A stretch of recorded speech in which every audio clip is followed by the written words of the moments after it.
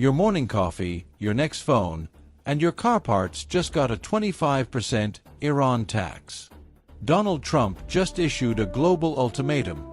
If you trade with Iran, you're taxed at the U.S. border.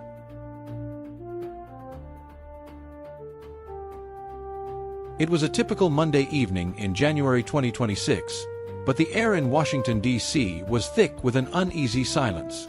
For 2 weeks, the world had watched through grainy, smuggled footage as Iran was engulfed in its largest anti-government protests in decades.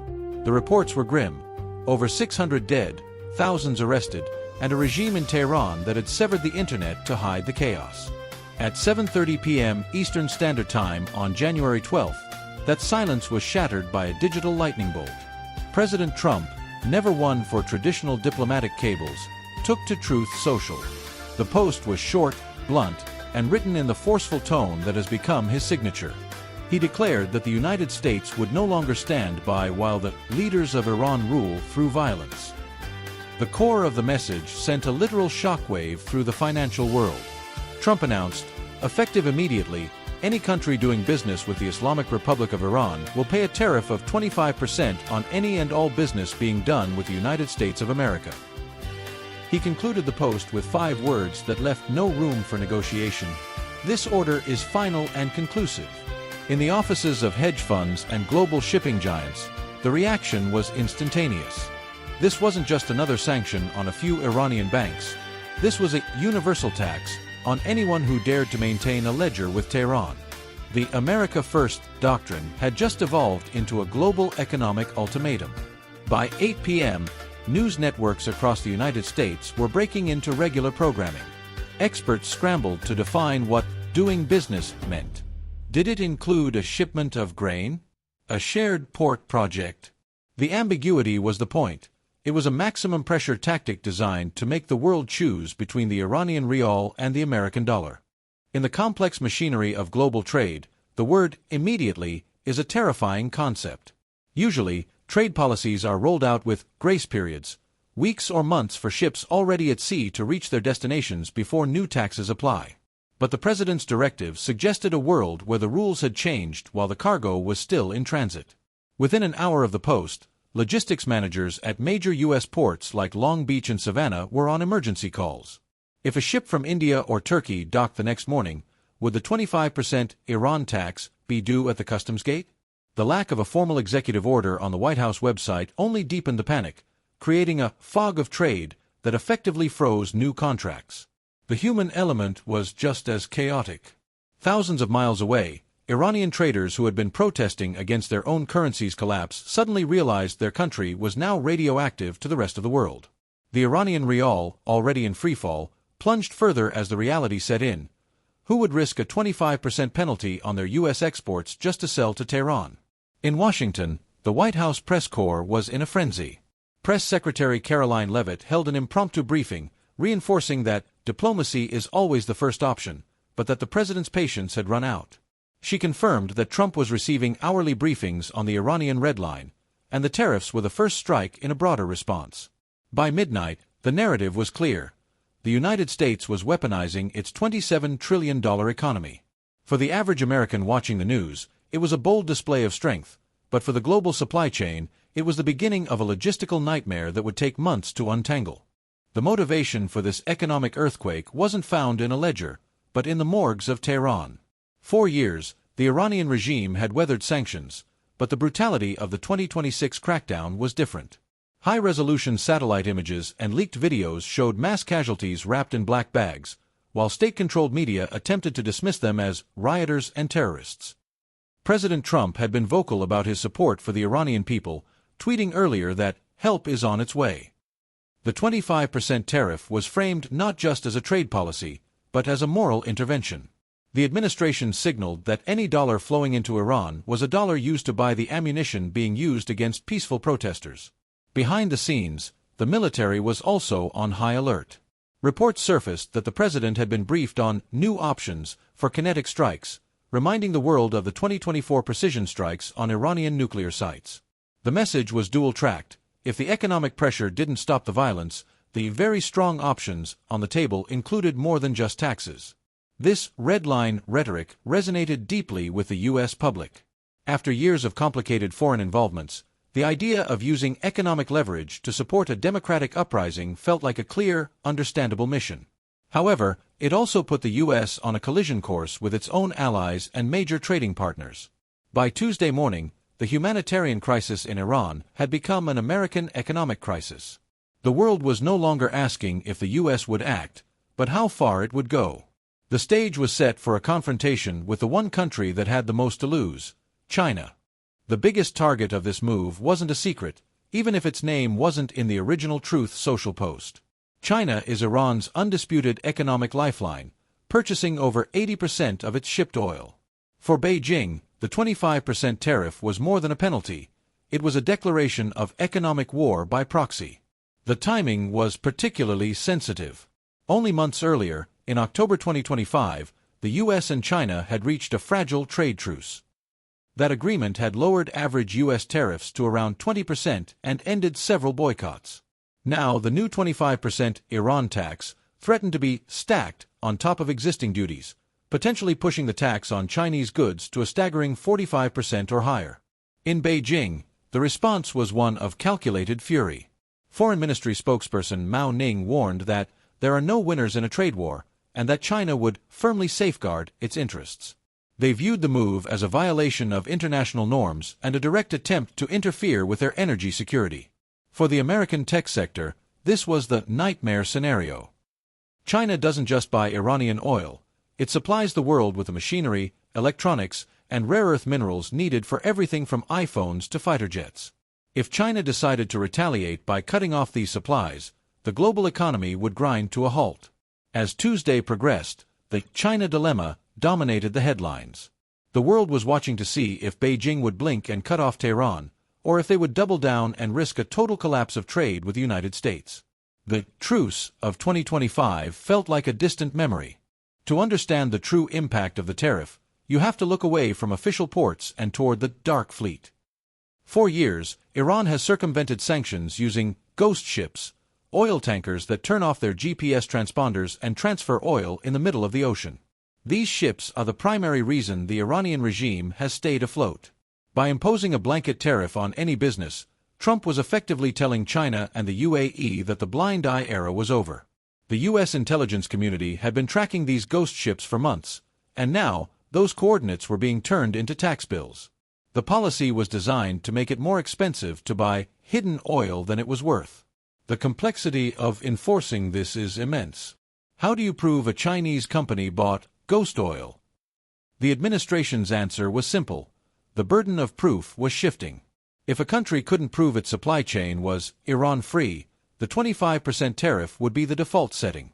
It was a guilty until proven innocent approach to global trade.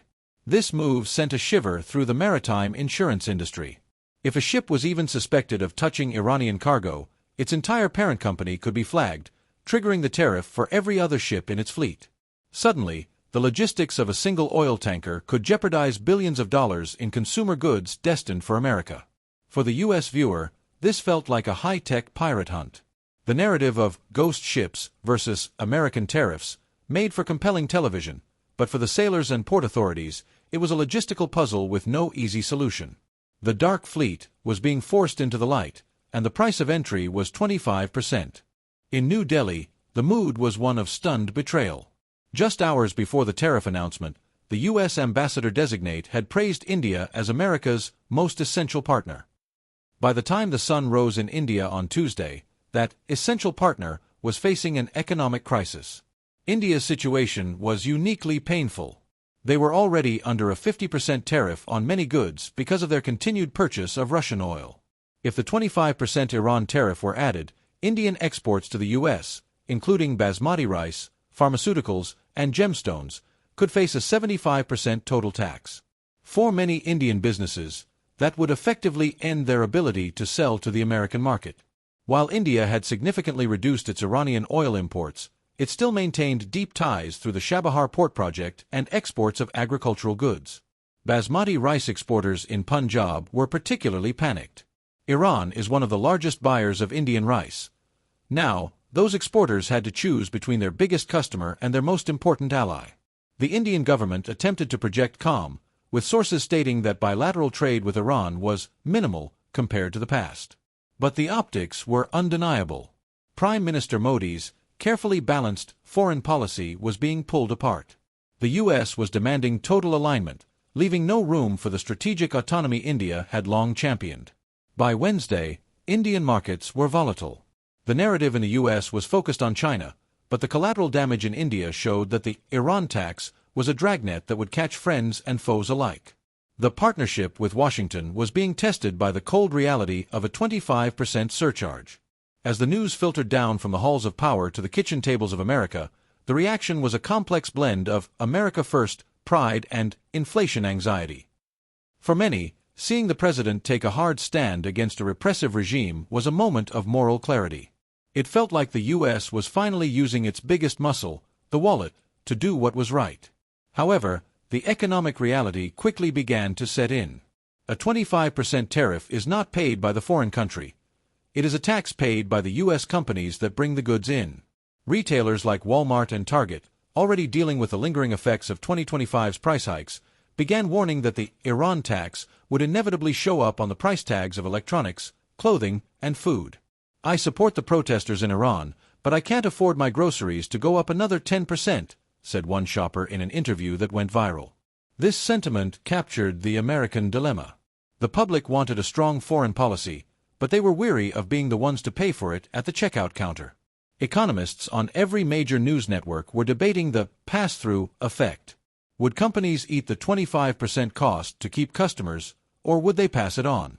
With inflation already a sensitive political issue, the Iran tax was becoming a gamble on the president's domestic popularity. By midweek, the conversation on Main Street was no longer just about Tehran, it was about the price of a laptop and the cost of a bag of rice. The administration was betting that the American consumer would accept a temporary squeeze if it meant a permanent change in the Middle East. While the world watched the ports and the protesters, a quiet but high-stakes legal battle was reaching its climax in Washington. For months, several states and major corporations had been suing the administration over its broad use of the 1977 International Emergency Economic Powers Act, IEEPA, to impose tariffs without congressional approval. By a twist of fate, the Supreme Court was scheduled to issue an opinion on the legality of these global tariffs on Wednesday, just 2 days after the Iran announcement. If the court ruled that the president had overstepped his authority, the final and conclusive 25% tariff could be declared unconstitutional before the first bill was even paid. The tension in the legal community was palpable. A ruling against the president wouldn't just stop the Iran tariff, it would force the government to issue billions of dollars in refunds for previous trade actions. It would effectively strip the president of his favorite economic weapon. White House lawyers were working overtime, arguing that the situation in Iran constituted a national emergency that gave the president supreme authority over trade. They framed the tariffs as a matter of national security, not just economics, hoping to sway the conservative-leaning court to favor executive power. As Wednesday morning arrived, the Opinion Day at the Supreme Court became the most important event in the world. Global markets held their breath. One word from a justice could either solidify Trump's economic wall or bring it crashing down. China did not wait for the Supreme Court to act. On Wednesday, the Chinese Ministry of Commerce announced it was reviewing its export licenses for critical minerals. This was the dreaded countermeasure.